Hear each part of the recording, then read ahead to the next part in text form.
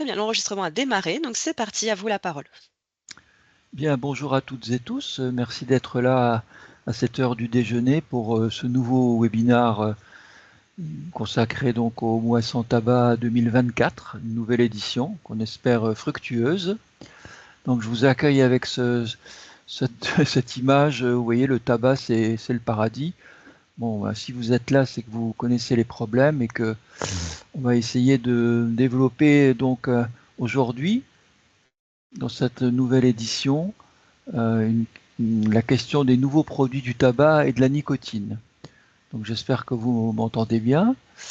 Donc pour me présenter rapidement, donc je suis pneumologue et tabacologue.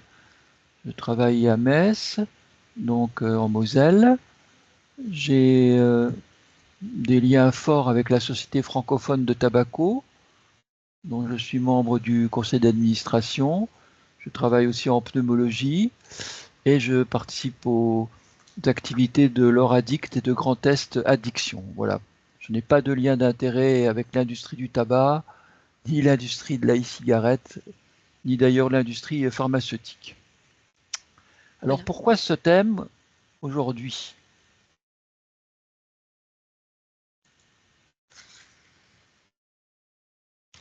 Eh bien, on sait qu'il y a encore pas mal de fumeurs en France. Je pense que lors des webinaires précédents, on a dû vous donner les statistiques. Et à côté de cette consommation de tabac qui globalement diminue, mais diminue beaucoup chez les jeunes, mais pas trop chez les adultes, on voit qu'il y a la progression de l'usage de nouveaux produits dont on va parler. Et l'objectif de ce webinaire, c'est donc d'essayer de caractériser un peu ces nouveaux produits. Est-ce qu'ils entraînent des risques de dépendance? Quels sont les impacts de ces produits sur la santé et sur le sevrage tabagique? Alors il faut savoir que l'industrie du tabac est toujours très très active et que chaque année, vous avez un salon européen des produits du nouveau du tabac qui se tient à Dortmund. Vous voyez, c'est une énorme fête européenne où les participants font connaissance avec tout ce qui a été nouveau dans l'année et les projections pour les années après. Donc si on veut savoir en fait ce qui se prépare, faudrait pouvoir aller à cette foire exposition des industriels du tabac. Alors comment on va traiter la question? Je vous propose un plan en 3 parties. D'abord, je vais vous développer un petit peu les nouveaux produits qui sont à base de tabac. Ensuite, je vais vous parler des nouveaux produits qui sont à base de nicotine. Donc là, il n'y a plus de tabac, mais il y a juste de la nicotine. Et puis la troisième partie sera beaucoup plus courte. C'est quelques mots sur les réglementations parce que il faut que ça avance et il faut vraiment qu'on sache où on va avec ces différentes substances qui apparaissent sur le marché. Alors, avant de parler de nouveaux produits, j'ai mis une diapo pour savoir un petit peu le paysage, de quoi on part actuellement, quels sont les produits qui sont utilisés, quels sont les produits qui sont fumés en France. Donc en gros, vous avez 3/4 des fumeurs qui utilisent des cigarettes classiques. Vous trouvez tout ça dans le bulletin épidémiologique hebdomadaire ou dans les panoramas de Santé publique France.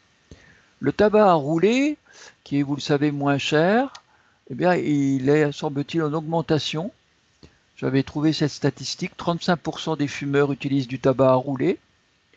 La chicha, je crois que j'ai fait une diapo, mais j'irai très vite parce que c'est pas vraiment nouveau, mais ça existe toujours et il y a des périodes où des jeunes, par des effets de mode, se mettent à aller dans des bars à chicha et fumer le narguilé, la chicha. On verra ce que c'est pour ceux ou celles qui ne connaîtraient pas. Et puis bien sûr, il y a le paysage qui a été fortement modifié avec l'apparition des cigarettes électroniques ou des vapoteuses, mais de manière quotidienne, ça ne touche quand même que 5% des gens, même si on a pas mal de jeunes qui s'y mettent mais qui arrêtent après, euh, on n'a que 5% de personnes qui régulièrement utilisent quotidiennement cette cigarette électronique. Alors entrons dans le vif du sujet maintenant qu'on connaît le paysage. 3/4 c'est des cigarettes, un tiers c'est du tabac à rouler et puis quelques autres produits. Commence donc par les nouveaux produits à base de tabac. Et là, je vous parle en premier d'un produit qui n'existe pas sur le marché français, mais qui apparaîtra peut-être. Ce sont les cigarettes avec donc du tabac, mais avec un contenu qui est réduit en nicotine. Alors ça existe actuellement aux États-Unis. Et l'idée, c'est quoi? Dans les cigarettes, vous avez pas mal de nicotine. Or, on sait que c'est la nicotine qui rend les gens dépendants. Et l'idée de ce groupe de travail, c'est de réduire la quantité de nicotine de chaque cigarette pour qu'elle soit à un taux qui ne soit plus addictif, qui n'entraîne plus de dépendance. Donc vous voyez à gauche le contenu des cigarettes classiques. Vous voyez 19 mg, 12 mg, 10 mg. Et là, on parle de cigarettes qui sont 95% moins riches en nicotine, donc des Very Low Nicotine cigarettes, VLN. Ça existe déjà aux États-Unis, c'est commercialisé. Hein, vous avez le paquet à droite qui est représenté sur la photo.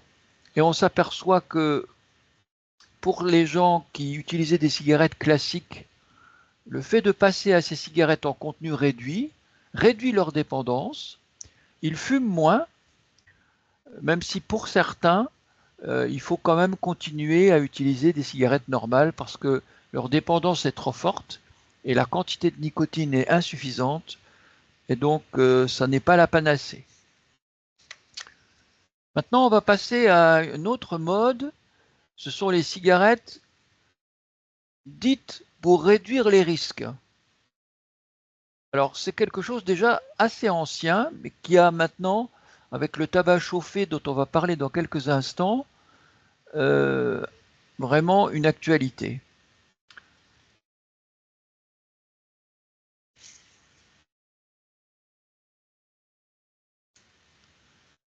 Les premières tentatives de réduire les risques, ça se passe dans les années 1950-1970. On commence à utiliser des systèmes très perfectionnés que l'industrie du tabac met en route. C'est seulement dans les années 90-2000 qu'on sort ces produits qu'on appelle des PREPs. Les PREPs, c'est quoi? C'est des produits à exposition réduite potentielle. Alors vous avez le dessin à droite de Eclipse, de HeatBar. Ces produits qui étaient donc fabriqués par les marques de tabac qu'on connaît tous, hein, Philip Morris, Reynolds, etc. Ben en fait, ça n'a pas plu et on s'est aperçu que c'était aussi toxique, voire plus toxique que les cigarettes classiques. Et donc, ça a été retiré au bout de quelques années et on n'en parle plus. On n'en parle plus jusqu'à l'apparition récente de nouvelles cigarettes toujours commercialisées par l'industrie du tabac. On est vraiment dans les nouveaux produits du tabac. Et c'est ce qu'on appelle le tabac chauffé. Alors on va voir comment ça s'est développé dans le monde. On va voir qu'en France, c'est pas encore très répandu. Donc c'est un système qui chauffe du tabac, hein, j'insiste bien, c'est du tabac, avec une batterie qui produit donc un aérosol qui est inhalé. L'idée de l'industrie du tabac, c'est de chauffer beaucoup moins qu'une cigarette. On chauffe jusqu'à 200, 300, 350 degrés, alors qu'avec la cigarette, vous avez une température en bout de cigarette qui peut atteindre 600 voire 900 degrés au moment des combustions. Et donc l'idée des industriels du tabac, c'est donc de proposer ce nouveau type. Et on va voir quels sont les produits qui sont actuellement les leaders dans le monde. Le modèle le plus connu, c'est le premier, ça s'appelle IQOS, I Quit Ordinary Smoking, c'est Philip Morris. Donc ce sont des petites mini-cigarettes qui sont placées dans un système de chauffage. Le marché, c'est surtout le Japon actuellement, où ça a bien pris, un petit peu l'Italie, la Suisse. Ils sortent tout le temps des nouveaux modèles. Ensuite, il y a la Glo, c'est British American Tobacco. Donc là aussi, des mini-cigarettes, on chauffe à 240 degrés. Encore le Japon, Italie, Pologne. Et puis on a la plume. Là, ce sont des capsules. C'est toujours du tabac. Hein, c'est l'effet George, hein, si on peut dire, hein, comme les capsules de café. Hein. On met ces capsules dans un système qui chauffe à 180 degrés. Et vous voyez que bah, c'est toujours le Japon qui est leader. Angleterre, Portugal, Tchéquie, Suisse. Au Japon, il y a des nouveaux modèles qui ont déjà pris 10% de la part de marché. Et encore au Japon, encore un nouveau modèle. Donc tout ça va arriver certainement également dans nos pays. On peut la trouver déjà en France. Et leur site est particulièrement bien fait.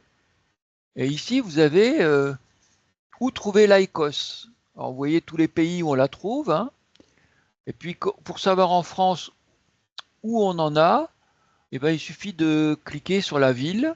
Et vous voyez, à Montpellier, là, vous avez, j'ai pris Montpellier au hasard, hein, vous avez toutes tous les lieux où vous pouvez trouver ces nouvelles formes de tabac chauffé. Alors pour l'instant en France, le baromètre santé nous dit que c'est que 2% des consommateurs qui l'utilisent. En Europe, c'est 3%. Mais on va voir que globalement, ça monte. Pourquoi ça monte? Parce qu'il y a une pub de l'industrie du tabac qui est assez redoutable, comme d'habitude. C'est un vrai nouveau cheval de Troie de ces industriels, avec des packaging qui sont magnifiques. Hein. Vous voyez que c'est un peu comme l'iPad, comme les smartphones de Apple. Hein. C'est très moderne, c'est très design, c'est magnifique. Ils ont des bureaux de vente qui sont splendides. Hein. Vous voyez à droite, là, celui d'Amsterdam. En fait, c'est surtout diffusé par Instagram, Google, Twitter, tous les réseaux sociaux. Hein. Et donc, ça va incontestablement se répandre. Il est déjà bien disponible dans pas mal de pays. On voit qu'il y a des pubs sur les lieux de vente dans certains pays. En France, bien sûr, c'est interdit. Par exemple, en Israël, j'ai trouvé cette photo où on voit l'Aïkos qui est carrément près des bonbons. Donc, c'est très facile pour des jeunes qui arrivent là, bien que ce soit théoriquement interdit à la vente aux mineurs. Et puis, on voit qu'ils se placent bien au niveau des pubs. Ils sortent tout de suite Philip Morris, hein, c'est Marlboro, hein, c'est la classique cigarette rouge hein, qu'on connaît tous. Eh bien, ils sortent tout de suite en premier référencement. Et il y a des pays comme la Suisse, en bas à droite, vous avez ce graphique du journal Le Temps, hein, qui est le Monde, comme l'équivalent du journal Le Monde en Suisse. Bah, vous voyez, ils disent la cigarette produit du goudron, Écosse non, donc c'est beaucoup moins toxique. Alors en fait, quid de ces produits? Bah, selon l'industrie du tabac, ils disent ça chauffe, ça libère de la nicotine, mais pas de toxiques ou beaucoup moins de toxiques parce que quand la température est plus basse, ben, on forme moins de goudron. La réalité, elle est un petit peu différente, c'est que ça délivre de la nicotine, bon, ben, ça rend donc dépendant, on est d'accord, mais il y a quand même un petit peu de pyrolyse, même s'il y en a moins que quand on chauffe à 600 ou 800, il y a quand même des goudrons, un petit peu. Il y a quand même aussi du CO. Vous savez qu'un des éléments nocifs de la cigarette, c'est l'oxyde de carbone, particulièrement redoutable dans les affections cardiovasculaires ou chez la femme enceinte, par exemple, dont on a parlé récemment dans un webinar.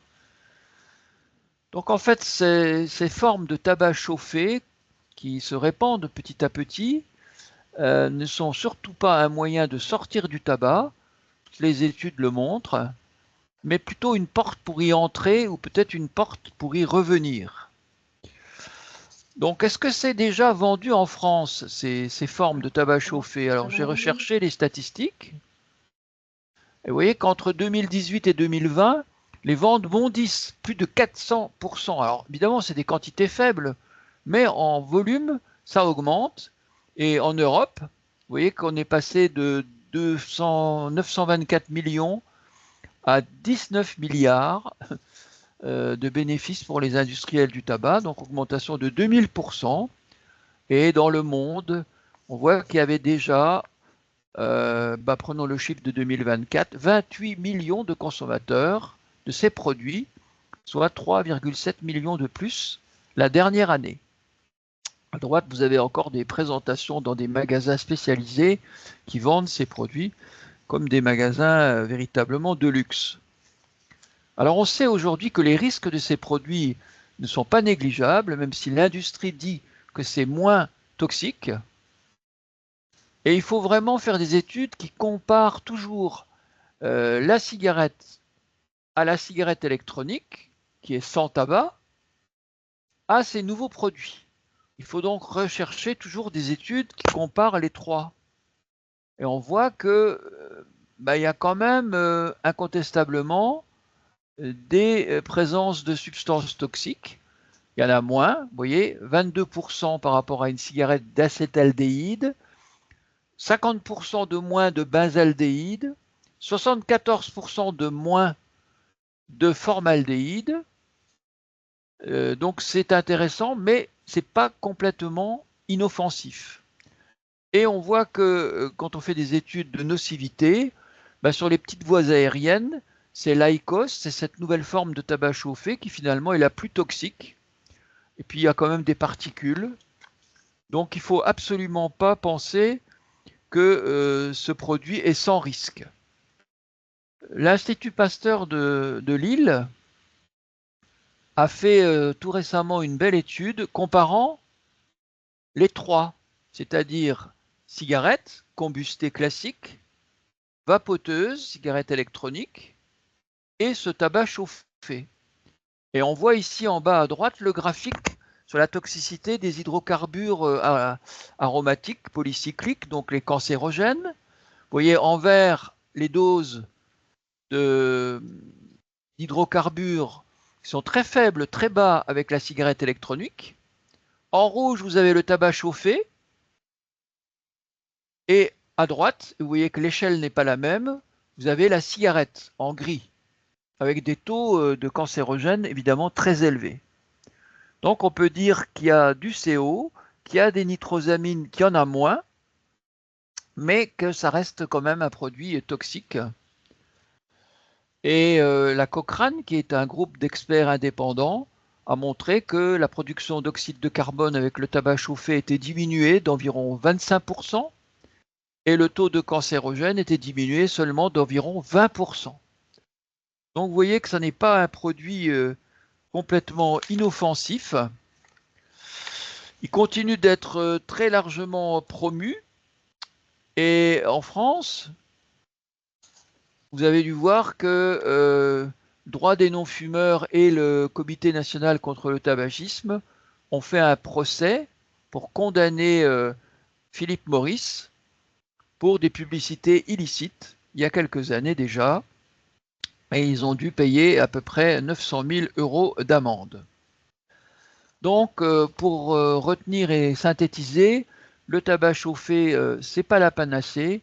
Certes, il y a une petite diminution de la toxicité, mais on n'a pas réellement un produit qui n'entraîne pas de dégâts sur la santé. Je quitte le tabac chauffé. Je vous rappelle maintenant juste en une diapo la chicha.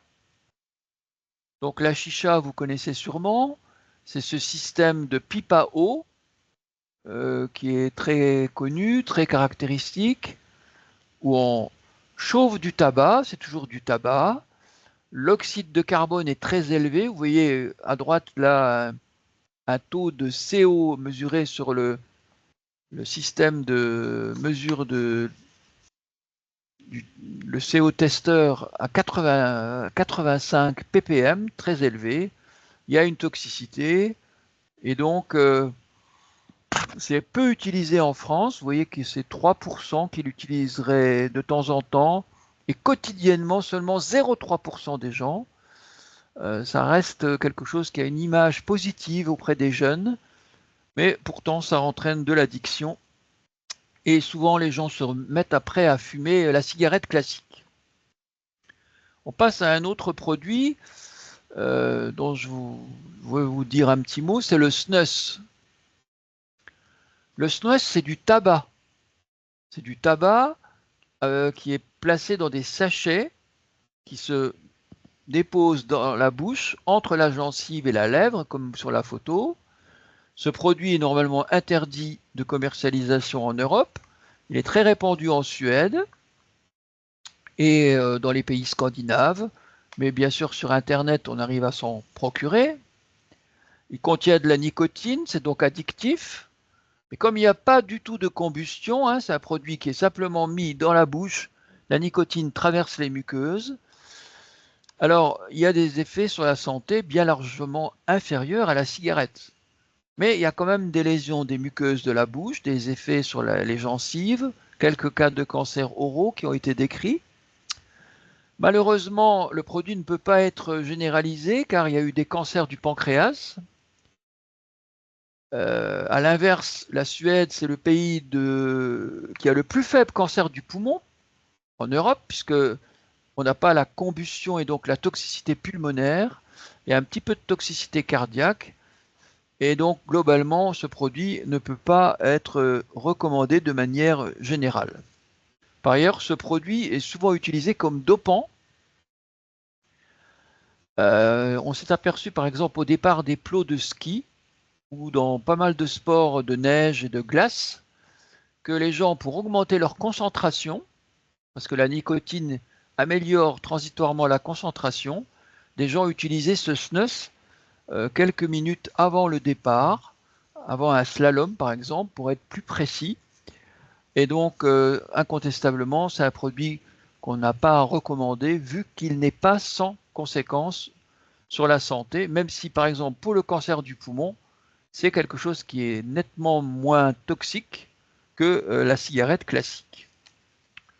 D'autres produits nouveaux du tabac, c'est le snuff. Qu'est-ce que c'est le snuff? C'est le tabac à priser cette fois-ci. Donc vous voyez que c'est comme sur la photo, on se met de la poudre de tabac directement dans le nez. C'est assez irritant. Vous savez que dans le tabac, il y a des nitrosamines naturelles. Bien sûr, quand on le chauffe, ça multiplie les taux, mais même quand il n'est pas chauffé, il y a quand même des taux de nitrosamines qui sont naturels dans la plante. Il y a même un tout petit peu de nitrosamine dans les patchs et dans les gommes de nicotine, mais des doses qui sont très très faibles. Mais quand on sniffe, on prise de manière très très importante, quotidiennement, il y a eu des cas de cancer du nez ou de cancer oraux. De la même manière, le tabac à chiquer, bah, ça se développe un petit peu, c'est des modes. Ce sont des feuilles qui sont mâchées dans la bouche comme un chewing-gum. Ça existe beaucoup dans certains pays où il y a d'autres formes de tabac.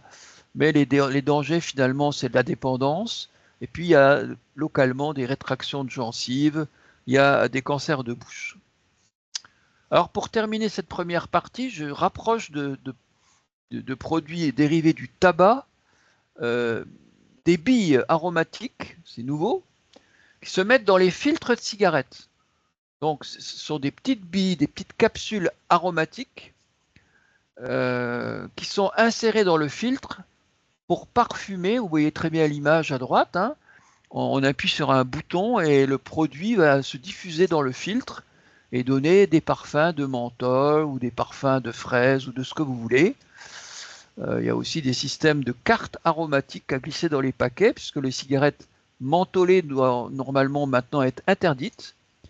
Ces billes, vous voyez, c'est des toutes petites billes colorées, ont été parfois ingérées par accident chez des enfants et il y a eu des problèmes d'accidents domestiques avec ces billes chimiques, aromatiques, et donc ça ne doit pas être non plus recommandé. Donc voilà, je termine donc là la première partie. Donc tous ces produits à base de tabac qui sont dominés dans les nouveaux produits par le tabac chauffé. J'espère vous avoir convaincu que ça n'est pas la panacée. Avez-vous des questions sur la première partie? Si vous n'en avez pas, on continue et on réserve les questions pour la suite. Il n'y a pas de problème. Mmh. En tout cas, dans le chat, non, il n'y a pas de questions et cette première partie, était intéressante. Pour ma part, je connaissais pas du tout, IQOS et toutes ces cigarettes, D'accord. que Bah, vous nous avez exposées donc c'est le but de l'exposé. Donc vous avez vu que pour l'instant le développement de ces produits est limité, mais vous mmh avez vu qu'il y a un pourcentage de développement qui est considérable. mh et on voit bien que c'est Excusez-moi, vraiment moi, fait pour attirer les jeunes. Pardon. Et exactement. Ah si, on a des gens qui réagissent. Allez-y et n'hésitez pas à vous présenter pour qu'on sache aussi, qui vous êtes. oui, bonjour. Moi, je suis Claire-Marie Freudenreich, je suis responsable des affaires générales à l'ICANS, Institut de cancérologie Strasbourg Europe, et je suis en charge d'un projet qui vise à éloigner les fumeurs de l'environnement hospitalier par une labellisation qui s'appelle Lieu de santé sans tabac, qui est délivrée Oui, par le RESPAD. je connais bien, je travaille aussi pas mal avec le RESPAD. Et donc, merci beaucoup pour cette présentation. Je me demandais quelles étaient l'origine des chiffres de répartition et du recours à ces nouveaux modes de consommation du tabac, parce que je suis étonnée en fait du peu de recours. J'ai l'impression, dans mon entourage en fait, et dans les gens que je vois utiliser ces produits, que ça m'avait l'air plus important en fait. Alors peut-être à Strasbourg c'est plus important parce que vous n'êtes pas très loin de la frontière et que Ah, peut-être des gens vont en acheter peut-être à l'étranger. C'est possible, hein. d'accord. Mais les Et chiffres les plus connus, c'est les chiffres qui sont publiés par le baromètre santé et Santé publique France. C'est les chiffres que je vous ai donnés et qui, a priori, en France, toucheraient quand même relativement, pour l'instant, peu de personnes. Mais il est possible que dans les zones frontalières, moi je suis près du Luxembourg, donc j'ai aussi peut-être une augmentation, entre guillemets, artificielle dans ma zone. Vous avez raison de poser la question. Toutes les zones frontières sont toujours un peu différentes dans la prévalence que l'ensemble de la France, par exemple. mmh, très bien, merci beaucoup. Et on a une question dans le chat. Oui? Est-ce que le snuff est légal en France? Non, non, non, le SNUS normalement est interdit. Alors le Euh, snuff, enfin ou snuf, peut-être que j'ai pas dit comme il faut. le SNUF, oui, Le snuf, pardon, le excusez-moi, j'ai pas SNUF, vous dit. pouvez vous en procurer dans tous les bureaux de tabac. Il n'y a pas de problème, c'est commercialisé, voilà. Le snus, par contre, le produit suédois, normalement, on ne devrait pas en trouver en France, mais par Internet, vous savez bien qu'on arrive à se procurer tout ce qu'on veut, hein. Justement, moi, je voulais, alors Sabine Kierski, moi, je suis référente santé, conseillère à la mission locale de Sarrebourg. Je voulais Oui. juste demander par rapport au SNUF, les sachets de poudre de tabac, quand ils se mettent entre la gencive et la lèvre, est-ce que c'est une poudre qu'il faut laisser fondre? La poudre, alors on parle bien là de la poudre de tabac, parce que dans un petit moment, je vais vous parler des sachets de nicotine, hein, qui sont des produits à base de nicotine sans tabac, et qu'il ne faut pas confondre avec les sachets de snus.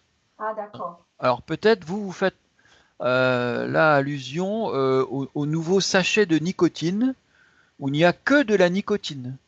D'accord. Mais de toute façon, le principe est le même, c'est-à-dire que c'est placé entre la lèvre et la gencive, et la nicotine va être absorbée progressivement par la muqueuse buccale, D'accord. sans Merci. chauffage. D'accord, merci. Alors peut-être s'il n'y a pas d'autres questions, on va poursuivre avec la deuxième partie, si vous êtes d'accord. De toute Il y façon, a à il y la a fin, on aura peut-être un petit temps global, hein. mmh? Oui, on peut. Alors les nouveaux produits à base de nicotine. Alors je vais vous faire un petit développement sur la cigarette électronique, maintenant que tout le monde appelle vapoteuse. Pourquoi? Parce que ça n'a rien d'une cigarette, ça n'a rien d'électronique finalement. Alors je vous dirai quelques mots sur les vapoteuses actuelles, et puis je vous rappellerai en deux diapos la puff, qui est une cigarette électronique jetable, mais dont maintenant l'interdiction va être imminente. Et donc, on n'aura plus à évoquer cette question. Et surtout, dans ce chapitre, je vais vous parler des sachets de nicotine. Donc, c'est comme le snus suédois, mais au lieu de contenir du tabac, ces pouches, comme on dit en anglais, ces sachets ne contiennent que de la nicotine. Et Vous avez des marques qui sont en photo là en dessous. Et puis récemment encore un nouveau produit, que de la nicotine, hein. On n'est plus dans le tabac, hein, on est dans la nicotine. Ce sont les perles de nicotine. Alors vous allez voir un petit peu de quoi il s'agit. On commence par la vapoteuse, donc je vais aller assez vite parce que je pense que beaucoup connaissent tout ça. Donc ça commence en 2003 par un monsieur Lick, qui était un pharmacien chinois, que vous voyez sur la photo à gauche, dont le père avait un cancer du poumon lié à une consommation excessive de tabac. Et il était toujours en manque, ce monsieur cancéreux, et son fils pharmacien s'est dit, je vais essayer de lui donner de la nicotine, mais sans cigarette. Et donc il a mis au point un vaporisateur qu'il a ensuite breveté, et c'est devenu ensuite les différentes étapes, les différentes générations de vapoteuses, avec maintenant les systèmes de box, qu'on appelle donc box parce que c'est réglable en puissance, en intensité, etc. Vous voyez à droite qu'il y a même des nouvelles cigarettes électroniques qui se présentent, on le croirait vraiment, comme des anti-asthmatiques, hein. C'est un comble de faire un peu ce genre de produit. Alors cette cigarette électronique, vous savez qu'elle contient essentiellement une batterie qui chauffe un liquide qui va être vaporisé, chauffage environ à moins de 200 degrés. Et dans le liquide, vous savez qu'il y a essentiellement 3 éléments. Solvant, c'est du propylène glycol ou du glycérol. Des arômes, vous voyez qu'il y en a un petit peu. Des arômes qui peuvent être de tout type, hein, arômes tabac, arômes sucrés, etc. Et puis de la nicotine. Puis il y a un petit peu de quelques produits comme des impuretés ou un tout petit peu d'alcool, semble-t-il. Voilà. Alors quand on regarde la toxicité de la vapeur, on voit qu'il y a quand même un petit peu de composés carbonés, c'est tous les aldéhydes, mais vous voyez qu'il y en a 85% en moins par rapport à une cigarette classique. On voit qu'il y a des nitrosamines, mais il y en a aussi beaucoup moins que dans la fumée de cigarette. On voit qu'il y a des COV, des composés organiques volatiles, mais beaucoup moins que dans la fumée de cigarette. Les particules, on voit qu'il y en a aussi moins que dans la fumée de cigarette. Il y a quelques traces de métaux qui sont liées au délitement de microparticules de cuivre, de zinc, de nickel, qui sont liées en fait au produit lui-même, hein, au métal qui est chauffé. Et puis il y a, semble-t-il, des arômes qui peuvent être toxiques, et certains arômes ont déjà été retirés parce qu'ils entraînaient des problèmes pulmonaires. Donc les risques principaux de la vapoteuse, vous les connaissez. Le premier risque très discuté, c'est l'effet passerelle vers le tabac, c'est-à-dire quelqu'un qui prend une cigarette électronique et ensuite se met à fumer. Aux États-Unis, le problème a l'air d'être très net. En France, il y a eu beaucoup d'études, dont celle du professeur Dotzenberg, qui est très connue, qui est récente, qui montre que, a priori, ça n'entraîne pas de mise au tabac après avoir vapoté en premier. Deuxième problème, c'est que toutes ces cigarettes électroniques, du fait des normes, en particulier aux États-Unis, ont été rachetées par l'industrie du tabac. Et quand on connaît la perversité de cette industrie, on se pose quand même des questions. On voit bien que comme ils vendent moins de cigarettes, ils ont inventé le tabac chauffé dont on a parlé, et puis ils investissent aussi maintenant dans la cigarette électronique. Et puis vous avez vu que l'industrie du tabac, ils investissent même dans le cannabis, surtout dans les pays où c'est légalisé.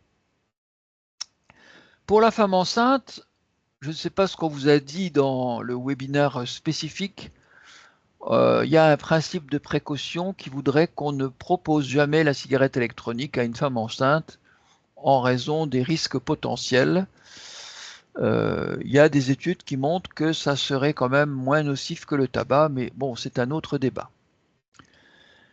Il y a de la nicotine, donc ça entraîne de la dépendance à la nicotine. Est-ce que c'est un problème d'être dépendant à la nicotine pour la santé? A priori non. D'autant qu'avec la vapoteuse, la dépendance nicotinique baisse petit à petit avec le temps.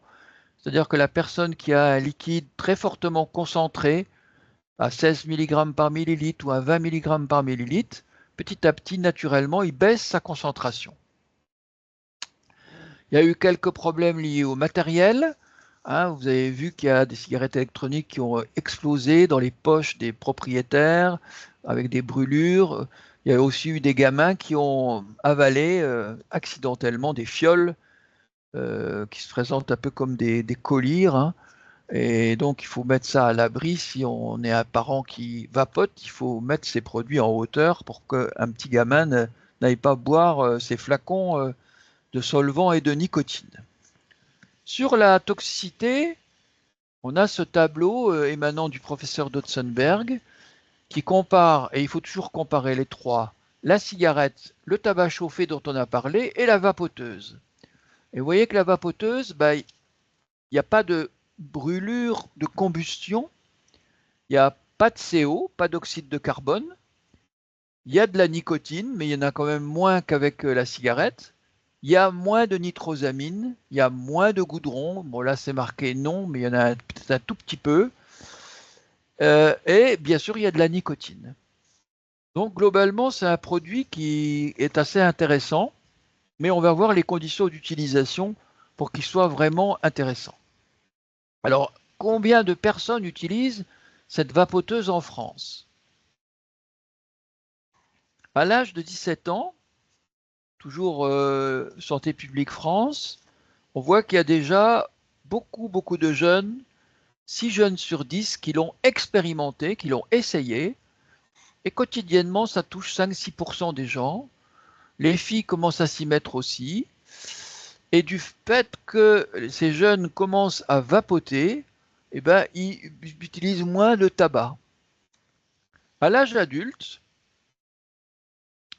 eh ben, on voit que ça représenterait à peu près 5% de personnes qui en France vapoteraient quotidiennement. Un des gros problèmes, c'est que 50% des vapoteurs quotidiens sont des vapofumeurs, c'est-à-dire qu'ils fument et qui vapotent en même temps. Et ça, c'est pas bien, parce que ça ne diminue pas les risques. Est-ce que c'est efficace pour arrêter de fumer? La réponse est oui. Les études, que ce soit la première de Hayek, la Cochrane, qui a analysé toutes les études, montrent que ça marche pour arrêter de fumer, à condition qu'il y ait de la nicotine, hein, parce que ça marche 2 fois mieux quand il y a de la nicotine dans le liquide que quand il n'y en a pas. Donc c'est efficace pour arrêter de fumer. On verra les conditions d'utilisation pratiques et où on en est dans les recommandations des différentes sociétés savantes. Et avant, je voulais vous rappeler qu'au cours des mois sans tabac, puisqu'on est en plein dans cette période, la vapoteuse, en France et en Angleterre, est le moyen d'arrêt le plus fréquent qui est utilisé par les personnes qui tentent d'arrêt du tabac. Vous voyez que là, dans les statistiques, la vapoteuse était utilisée chez 17% des personnes qui voulaient arrêter de fumer, alors que les TNS, les traitements de substitution nicotinique, seulement dans 11%. Et encore 69% de gens qui en France essayent d'arrêter de fumer, dans les baromètres santé antérieurs, sans aide, ce qui est quand même un problème. En Angleterre aussi, c'est la première aide utilisée. Alors les sociétés savantes, je vais vite parce que je vois que le temps passe. Donc globalement, ça pourrait être utilisé de manière transitoire comme aide à l'arrêt du tabac en cas d'échec des traitements classiques que l'on connaît, les substituts nicotiniques principalement. La vapoteuse serait moins dangereuse que la cigarette. C'est maintenant à peu près reconnu par tout le monde. Alors, ce qui est important, si vous voulez, c'est qu'il faut ne pas l'utiliser en première ligne, l'utiliser après échec des traitements classiques. Donc quelqu'un qui a déjà essayé les patchs, les gommes, qui a échoué, on pourrait lui proposer la cigarette électronique, mais avec des conditions de bonne pratique que je vous livre rapidement. Premièrement, un achat en boutique. Il faut éviter d'acheter une vapoteuse sur Internet. Deuxièmement, un produit qui plaise avec des normes AFNOR ou des normes CE, donc un produit qui a été présenté au banc d'essai de l'AFNOR et qui soit validé. Bien sûr, il faut que le produit soit bien utilisé au niveau du matériel. La résistance, ça se change, le réservoir ne doit jamais être vide, le produit doit être bien réglé, ça ne doit pas chauffer trop fort. Sinon, il y a un dégagement de produits toxiques. Vous savez qu'on met des arômes là-dedans et on considère qu'il vaut mieux utiliser des arômes uniques sans faire de mélange. Et on sait que les arômes sucrés, les arômes de fruits par exemple, améliorent les taux de sevrage du tabac. Mais malheureusement, ça fait aussi entrer les jeunes dans l'addiction. Vous voyez à droite, là, le petit graphique montre que quand les gens utilisent, par exemple, des arômes menthol, eh bien, il y a plus de sevrage tabagique à 1 an que quand ils utilisent, par exemple, même le simple arôme tabac. Donc, première liste de conseils, acheter en boutique un modèle simple avec des normes, un arôme simple. On continue. Ressentir en gorge le hit, la gêne en gorge, un picotement au moment où on utilise la cigarette électronique, c'est important pour que le produit soit bien adopté par le vapoteur. Et puis il faut inhaler de manière indirecte. Vous voyez sur le graphique en haut à droite, qu'est-ce que c'est le tirage indirect? On inhale d'abord dans la bouche et dans un deuxième temps, on descend la vapeur dans les poumons. Il faut mettre de la nicotine pour arrêter de fumer et il faut mettre la quantité qu'il faut. Par exemple, si on fume un paquet par jour, 20 cigarettes, on met plutôt à 16 mg par millilitre et ensuite toutes les 2, 3, 4 semaines, on va diminuer. Rapidement, il faut associer des aides validées, les substituts nicotiniques, les patchs, les formes orales. Ça n'est pas contradictoire. Si quelqu'un commence à vapoter et si vous êtes amené à le voir, on peut lui proposer de renforcer en diminuant la quantité de nicotine dans le liquide, mais en donnant les substituts que l'on connaît bien. Compte tenu des incertitudes à très long terme sur la toxicité, je mets qu'il faut limiter le vapotage dans le temps, 6-12 mois, et éviter surtout le vapofumage, c'est-à-dire de fumer et vapoter en même temps. On voit que dans ce cas-là, il n'y a pas de réduction des risques. Par contre, si on remplit toutes ces conditions, on peut proposer la vapoteuse comme outil de réduction des risques. Si on a échoué avec les traitements classiques, vous voyez que par rapport à la cigarette à gauche, la première barre très toxique, bien la cigarette électronique, en anglais Electronic Nicotine Delivery System, est très largement moins toxique. C'est donc incontestablement une réduction des risques. Alors, il faut éviter de bricoler ces liquides. C'est pour ça que je vous ai mis cette diapo qui vous rappelle qu'il y a eu une épidémie aux États-Unis avec quand même 68 décès parce que des gens avaient acheté des produits frelatés qui contenaient du cannabis acheté au marché noir dans lequel il y avait de l'acétate de vitamine E, un produit très gras qui, au moment où il était inhalé, allait inonder les bronches comme vous voyez sur le scanner de droite, d'où des insuffisances respiratoires aiguës et des décès.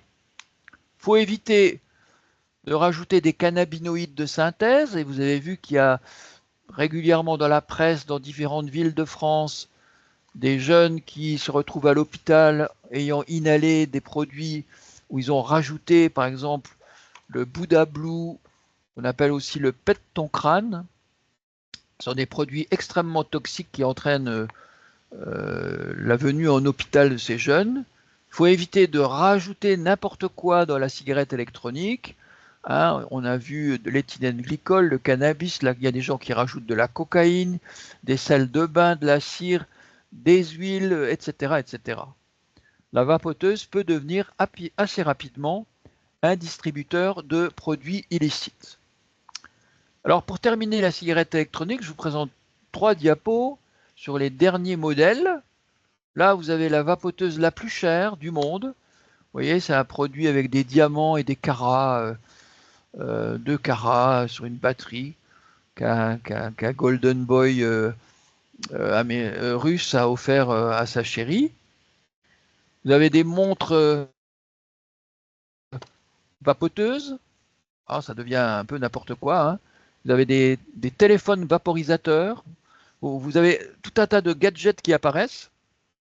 Et un des derniers gadgets que j'ai vu, c'est la Smart Vape. Je ne sais pas si vous connaissez ça. Là, c'est quand même très dangereux. Ce sont des vapoteuses jetables qui viennent de Chine. Et le principe, vous voyez le truc à droite là, c'est un écran tactile et ça contient surtout un système où les gens peuvent en même temps qu'ils vapotent jouer à des jeux en ligne. Ils peuvent téléphoner, ils peuvent avoir la météo, le baromètre, la température, tout ce que vous voulez. Finalement, c'est un truc extrêmement vicieux parce que si un jeune se met à jouer avec cette vapoteuse électronique, jetable, bah, dès qu'il échoue dans son jeu, qu'est-ce qu'il fait? Bah, pour se soulager, il prend une bouffée, il continue à jouer, et continue à vapoter, etc. Et ça entretient donc très largement la vapoteuse. Quel est l'avenir de la vapoteuse? Est-ce qu'on aura un jour une vape en officine, donc en pharmacie? Ah, il faudrait qu'on ait à ce moment-là des produits qui soient validés par les agences de santé, voire peut-être un produit qui serait remboursé.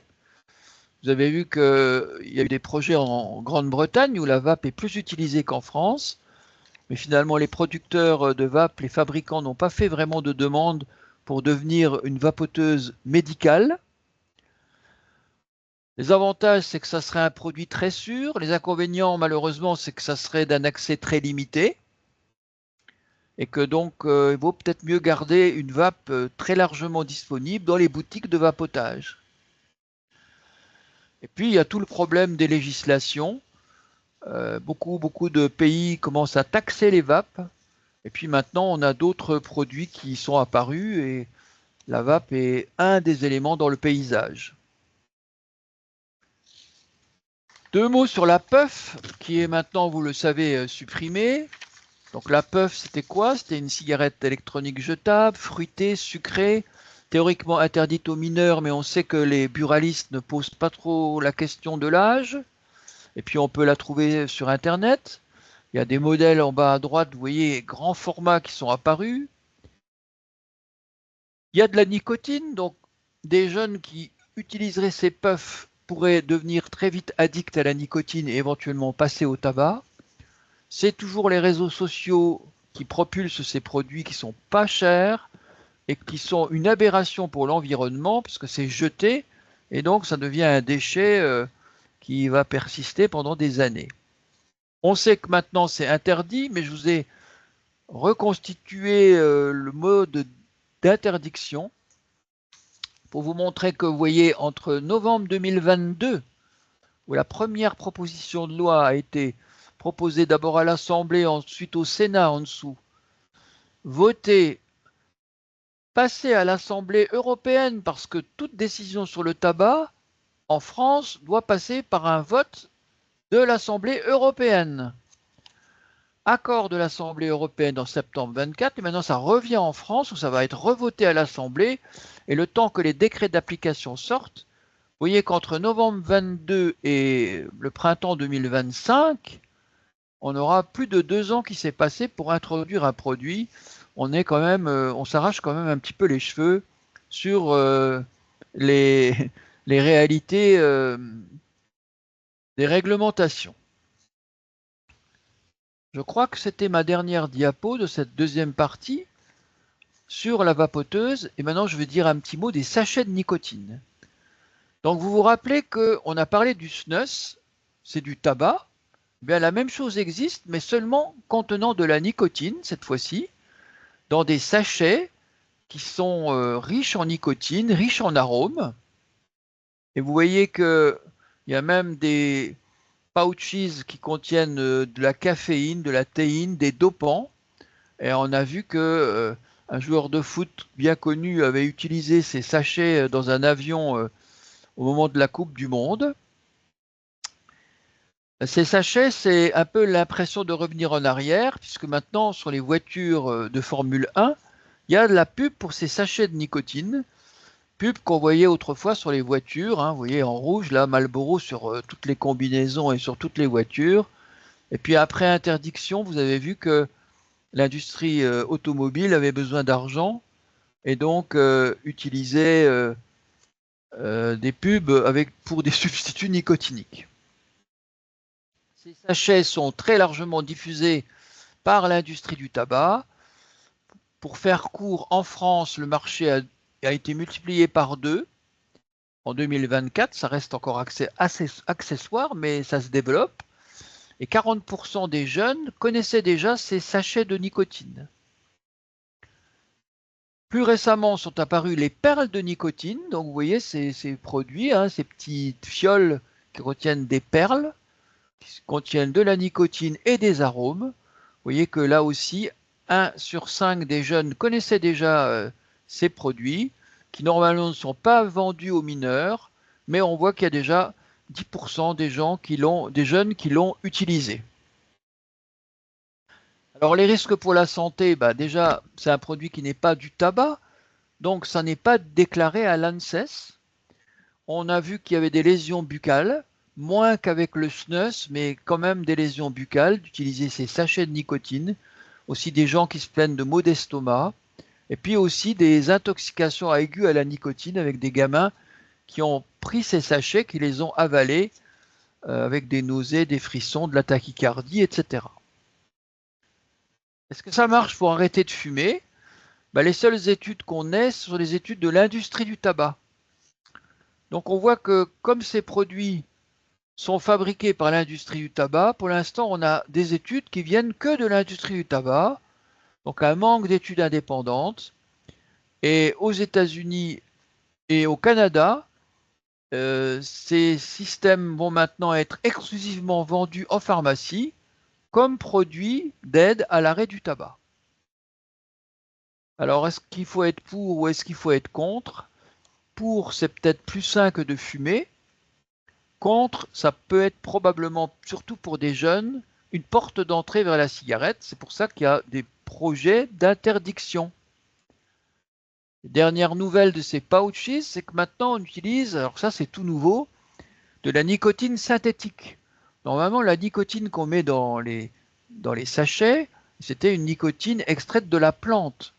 Maintenant, les fabricants font une nicotine chimique, synthétique. Quel est leur avantage? C'est que ce n'est pas un produit du tabac, donc ça n'est pas légiféré, pas réglementé. Et puis, vous avez vu qu'il y a un projet d'interdiction en France, une demande qui a été faite en particulier par l'Alliance contre le tabac, pour que ce soit totalement interdit, comme les puffs. C'est déjà interdit de commercialisation aux Pays-Bas, en Belgique. Et tout récemment, le 30 octobre 2024, la ministre de la Santé actuelle a dit « C'est notre devoir d'interdire les pouches, ces sachets de nicotine ». Bien sûr, l'industrie du tabac a tout de suite pétitionné en disant « C'est mieux qu'il n'y ait que des sachets de nicotine en vente que des cigarettes, et donc il faut les maintenir ». Je pense que ce sera probablement dans quelques années interdit. Voilà la fin de la deuxième partie, mais je vais enchaîner tout de suite avec la troisième, parce qu'il n'y a que 3 diapos. La troisième partie, c'est la réglementation des produits du tabac. Donc il y a besoin de réglementer tous ces produits. Vous voyez à gauche dans le tableau que l'industrie du tabac pense que ça va représenter entre 50% et 2/3 des revenus des industriels. Donc ils voient bien qu'il y a la fin de la cigarette combustée classique et le remplacement par tous ces produits. Donc je vais passer sur ce sondage pour juste vous rappeler que le Sénat a fait une grande étude sur les nouveaux produits du tabac. Vous pouvez trouver sur le site du Sénat le rapport. Ils disent qu'il faut réglementer, ils disent qu'il faut interdire tous ces produits aux mineurs, mais là encore, il faut que les buralistes respectent cette interdiction de vente aux mineurs en vérifiant l'âge des jeunes. Il faut réserver aux seuls bureaux de tabac, pas qu'il y en ait partout. Hein, aux États-Unis, vous trouvez des tas de produits, même dans n'importe quel supermarché. Et les propositions des sénateurs, c'est que les produits de vapotage devraient être uniquement en magasin spécialisé. Donc la réglementation doit être adaptée. Pour terminer, la question est, qu'est-ce qu'on veut? Est-ce qu'on veut un monde sans tabac, bien sûr, mais aussi un monde sans nicotine?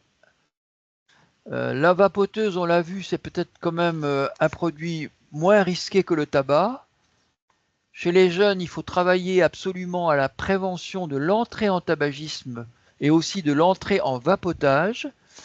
Est-ce qu'on veut un avenir sans tabac pour tous ou est-ce qu'on veut un avenir sans nicotine ou est-ce qu'on veut les deux? J'arrive donc à ma conclusion. L'industrie du tabac voit bien que c'est la fin programmée de la cigarette classique, le tabac combusté. Et donc, ils ont mis en place des grands centres de recherche et développement pour innover. Et ils sont très forts pour innover. Sur les nouveaux produits, on a vu qu'il y avait le tabac chauffé, qu'il y avait les différentes vapes, qu'il y avait les sachets de nicotine, les perles de nicotine, quels vont être l'avenir de ces produits. Il y en a certains qui vont être interdits, etc. On a quand même beaucoup d'espoir puisque vous avez vu que chez les jeunes, il y a une baisse du tabagisme qui est nette. Dans l'enquête en classe de l'OFDT, l'Office français des drogues et toxicomanie, les jeunes fument beaucoup moins qu'il y a 10 ans. Et est-ce qu'on va arriver à la première génération sans tabac en France qu'avait souhaité le président Macron dans sa déclaration il y a 1 ou 2 ans? Pour l'instant, on descend les quantités, mais on est encore loin d'arriver au moins de 5% de fumeurs qui sont considérés comme une génération sans tabac. Voilà, je vous remercie de votre attention et je suis prêt à répondre encore à quelques questions, mais je ne voudrais pas qu'on dépasse trop l'horaire. On m'avait dit 1 heure, 1 h 15. La parole est à vous. Avez-vous des questions sur la vape, sur les sachets de nicotine, les perles de nicotine? Alors, déjà merci Monsieur Pfeiffer pour toute cette présentation et le respect du délai. On a une question dans le chat. Donc la nicotine de synthèse est-elle aussi efficace? Alors la nicotine de synthèse, c'est comme de la nicotine, c'est synthétique, au lieu d'être extraite de la plante. Vous savez que les patchs sont faits avec des fûts de nicotine qui sont en fait extraits de la plante tabac, puisque la nicotine c'est un alcaloïde naturel du tabac. Et donc là on fait chimiquement de la nicotine, mais ça a exactement le même effet. Simplement, les producteurs n'ont plus besoin de présenter ça comme un produit du tabac. Et donc ça n'appelle plus la même législation ni les mêmes taxes. Donc ils sont très malins en produisant ces nouveaux produits à base de nicotine synthétique. Mais c'est la même dépendance. Très bien. On a une personne qui doit nous quitter et qui nous remercie pour le Oui, bien webinaire, une sûr. autre personne qui remercie pour toutes ces informations précieuses. Bien, merci beaucoup, je suis ravi. Ah, on a une personne qui lève la main. Allez-y, Monsieur L'Huillier. Oui, bonjour, vous m'entendez? Oui, on vous entend. Oui, j'ai le sentiment qu'il y a alors c'est peut-être juste mon entourage, mais j'ai le sentiment qu'il y a de plus en plus de personnes qui consomment la cigarette électronique sur des années et qui en font vraiment un quotidien, qui envisagent même pas forcément de l'arrêter. Et vous avez beaucoup évoqué, enfin tout ce que vous avez évoqué au Mhm. sujet de la cigarette électronique, j'ai eu le sentiment que c'était notamment par rapport à la dernière recommandation que vous Mhm. aviez, qu'il était préférable enfin, voilà, que ça ait un temps Mhm. défini, en fait, et que c'était pas du tout prévu pour une consommation à long terme. Et je voulais savoir s'il y avait des effets néfaste justement sur cette consommation à long terme, parce que j'ai le sentiment qu'il y a des gens qui l'utilisent de manière quotidienne en se sentant un peu à l'abri, en se disant, bah voilà, les effets négatifs du tabac et le fait de fumer, c'est derrière moi, puisque maintenant j'ai ça tous les jours et c'est très bien, quoi. Vous avez tout à fait raison d'évoquer cette question. Pourquoi j'ai repris le fait qu'on devrait vapoter sur une durée limitée, ben, c'est justement vis-à-vis des incertitudes à très long terme sur l'éventuelle toxicité. On ne sait pas ce que donnent ces solvants chauffés, ces arômes chauffés euh, à très long terme. Alors certes, on a une sécurité qui augmente d'année en année, puisque les premiers produits sont apparus déjà il y a plus d'une dizaine d'années. Donc, si on utilise bien toutes les conditions pratiques que j'ai citées, hein, donc des produits avec des normes, dans des bonnes conditions d'utilisation, pas de mélange, etc. Moi, je pense que on ne devrait pas avoir du vapotage sur des durées de plus de 12 mois pour l'instant, parce qu'on ne sait pas à très long terme si on ne va pas avoir apparition d'autres pathologies. On n'a pas de signal pour l'instant, mais c'est trop tôt, puisque vous savez très bien qu'au niveau de la cancérisation, par exemple, on peut avoir des durées qui peuvent être de 10, 20, 25 ans avant de voir apparaître des tumeurs.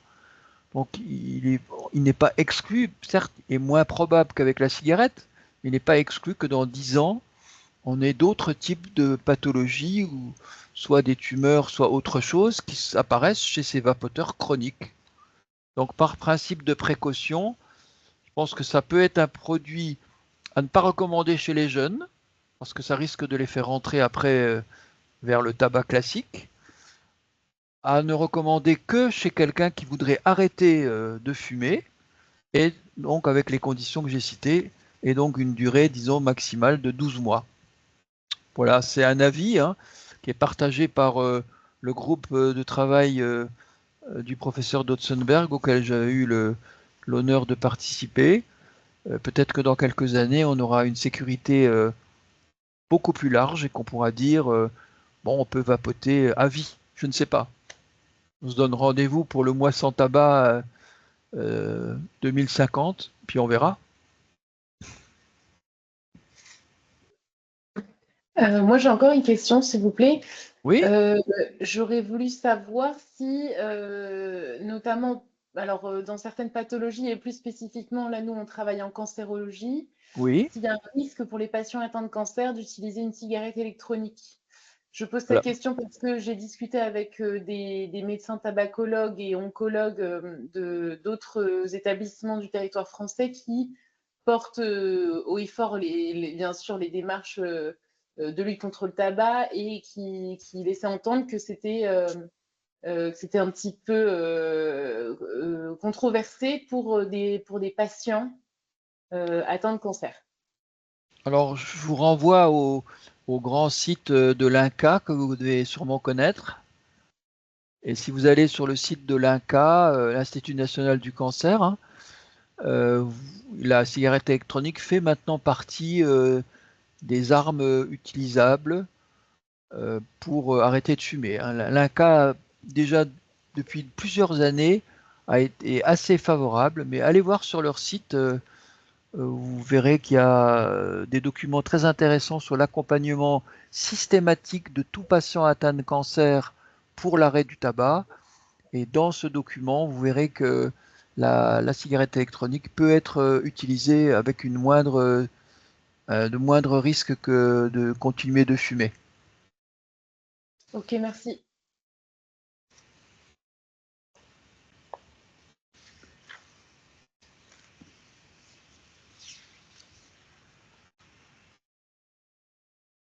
Très bien, y a-t-il d'autres? Donc on a eu d'autres personnes qui vous ont remercié pour la présentation et Hein, qui merci ont dû nous beaucoup. quitter. Oui, c'est normal, on dépasse un petit peu le temps. Et donc, il y a une personne qui demandait si le diaporama pourra être relayé aux participants qui étaient présents aujourd'hui, et puis certains d'entre eux nous ayant rejoints en cours de route. Donc Bah, si vous ne voyez pas d'inconvénient. je peux vous transmettre un PDF, mais comme le document va être en ligne d'ici quelques jours ou semaines, ils pourront regarder une deuxième fois la vidéo, hein, mais je Oui, peux tout vous... à fait. Oui, oui, il y aura le replay et après, Voilà. si, voilà, si vous acceptez aussi de partager la présentation. Et donc, il y a une question dans le chat à laquelle je me permets de répondre, pardon. C'est sur la disponibilité des webinaires. Donc, il y en a déjà 2 qui sont mis à disposition. Alors, j'ai vu l'annonce sur les réseaux sociaux et il me semble qu'ils sont sur le site Moi Sans Tabac Grand Est. Voilà, mais en tout cas, il y a déjà les 2 premiers webinaires qui sont disponibles en replay. Et dans les jours à venir, il y aura Hmm, celui-ci et celui d'hier, qui était sur tabac et maternité, ou grossesse. hmm, hmm. Voilà. Très bien. Bah, écoutez, à moins qu'il y ait d'autres questions brûlantes, je pense que on va pouvoir clore ce Mmh. webinaire en remerciant tous les participants de leur attention, de l'intérêt qu'ils ont porté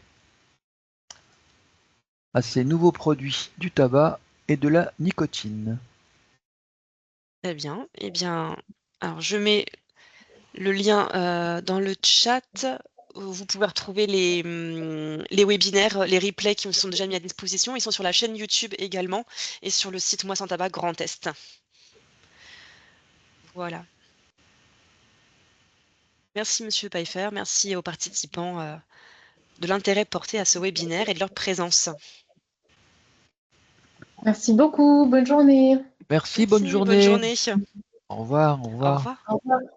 Enfin, bonne journée.